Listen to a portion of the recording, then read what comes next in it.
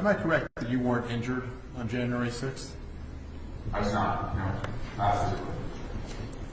Yet you are the plaintiff in a personal injury lawsuit that you brought against Donald Trump in the United States District Court, the District of Columbia. Is that correct? Yes. And you're seeking damages in that lawsuit? Unstated, but yes, meaning no dollar amount is unstated. And as a lawyer, you understand that if this proceeding against President Trump is successful, that would improve your chances of success in that lawsuit, correct? I'm sorry, Counsel, could you rephrase the question? Yeah. You're a lawyer, are you not? Yes. And you understand that if this case goes against President Trump, that likely increases your probability of success in your personal injury lawsuit against him, right? Objection, Your Honor. Bill is... Goes to bias, Your Honor. I'll leave it to the legal experts as to what this means for a separate lawsuit. I don't know. Is it your view, sir, that President Trump has some, or had some, lesser quantum of First Amendment rights than every other American on January 6th? No, it's not right. So he enjoyed the full, as far as you're concerned, he had every right that every other American had to speak with full First Amendment protections on that date. In accordance with the law, yes.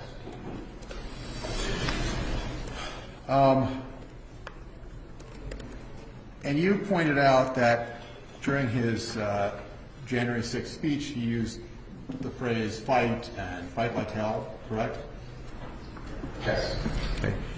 And you would acknowledge that that is, in fact, common, or not, certainly not uncommon discourse in political circles during speeches, right?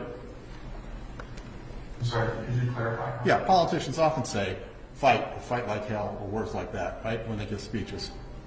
Yes, sir. You've done it yourself, right? I have. Many of your Democratic colleagues do that too, right? That's right.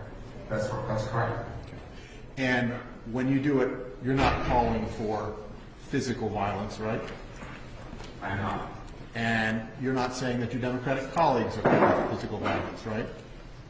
In my experience, that's not how I interpret it, no. And you judge that by the words that are said, right?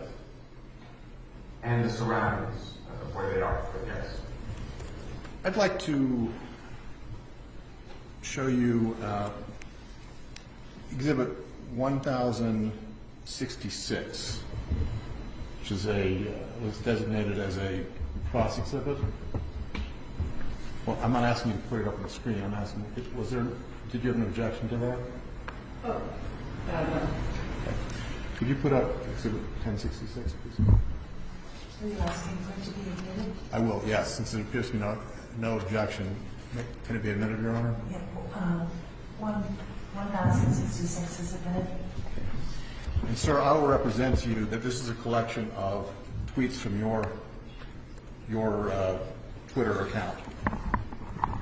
And I'm not going to go through all of these, sir, but why don't we look at page 16 first.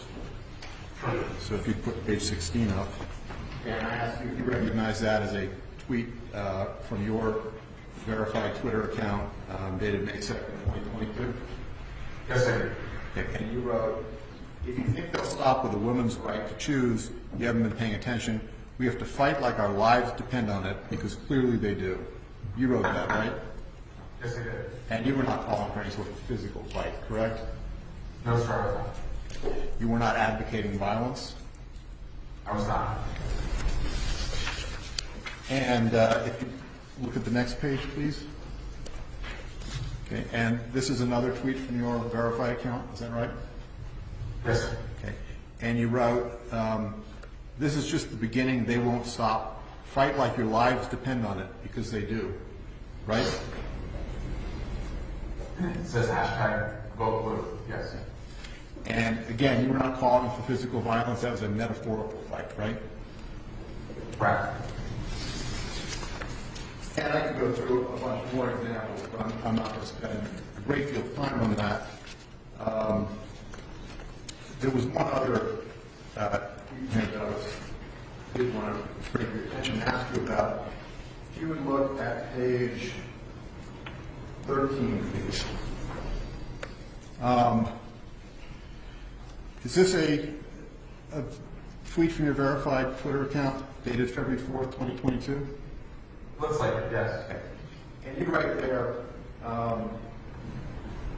Cheney and Kinzinger may not be in my party, but in this fight, we're all on the same side. Do you see that? Yes, I do. Okay. And what fight were you referring to here? I have to see the tweet above it to have context, but I'm assuming based on the date that it refers to the January 6th investigation, but again, I have to have more context. But when you say the January 6th investigation, you mean the January 6th Select Committee? Yes. Okay, and that was because Representatives Cheney and Kinzinger were the two Republican members who Speaker Pelosi had appointed to that committee. Is that right? And you considered them to be on your side of that fight, correct? I think I said we, but all of our stock, yes, which I was on, yes. All right, we'll put that exhibit aside. Now, earlier today, Council showed you some tweets by President Trump. You remember that? I do. Did Council pick which tweets they were going to show you, or did you discuss with them which tweets you wanted to testify about? Those are cats. Those are my counsel. Did you have an objection? Politically. So, I'm sorry, so now I missed the, can you repeat the question and answer? I think he said that they were chosen by Council. You're right. Okay. So, one that the Council focused on, if you would put up the 2:24 p.m. So this is Exhibit 148, page 83, in that first one. Do you remember discussing this one from 2:24 p.m.? Yes, I do. And then, if you go to the next page, the second tweet on that page.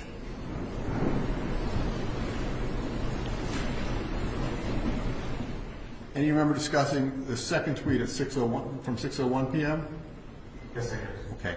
Now let's look at the two that Council decided to skip that were right in between those two. Okay? Let's look first at the tweet from 15 minutes after the first one you discussed at 2:24 p.m. Page 83, second tweet on the page. I see it. Okay. And at 2:38 p.m., 15 minutes or so after the tweet that you discussed about Vice President Pence, you see that President Trump wrote, "Please support our Capitol Police and law enforcement. They are truly on the side of our country. Stay peaceful." Do you see that? Yes, I do. Do you remember reading that on January 6th? I do. Okay. What did you understand that tweet to mean? That needed 10 exits before he sent it, before the mob had come, but he, I imagine, had seen the violence committed against the officers and believed that he had the power, because he sent them there to stop them from abusing the officers. So that's what, strike that. So whether he had the power or not, certainly he's telling people to support our Capitol Police and law enforcement and stay peaceful, right? In that tweet, yes. Yeah. And he told them that in his speech, right? He told them to proceed peaceably and patriotically to the Capitol, right? You have to play that for me. I don't. Okay, well, the judges heard it, so I'm not going to take the time to replay that now. Let's look at the next tweet that he sent at 3:13 p.m. If you put that up, please. You see that tweet? He says, "I'm asking for everyone at the U.S. Capitol to remain peaceful. No violence!" Exclamation mark. Remember, we are the party of law and order. Respect the law and our great men and women in blue. Thank you! Exclamation mark. See that? I do, sir, yes. Okay. Do you remember reading that on January 6th? I do, yes. Okay. What did you understand that to mean on January 6th, sir? That a lot of violence had taken place. At that time, I was, as I said, probably just arriving with a gas mask in my hand to the evacuation room, and the president is asking the violent rioters to stop attacking the police. So that's a couple of posts between the two posts that you had previously discussed where the president is asking people to stop attacking and be peaceful, right? In these tweets, yes. In those tweets. And we looked at a short video of about 1 minute where he asked people to do exactly the same thing, right? To be peaceful. Essentially, yes. Yeah. And that came somewhere in the 3 o'clock hour, so presumably around or slightly after that 3:13 p.m. tweet, right? That's about right, yes. Yeah.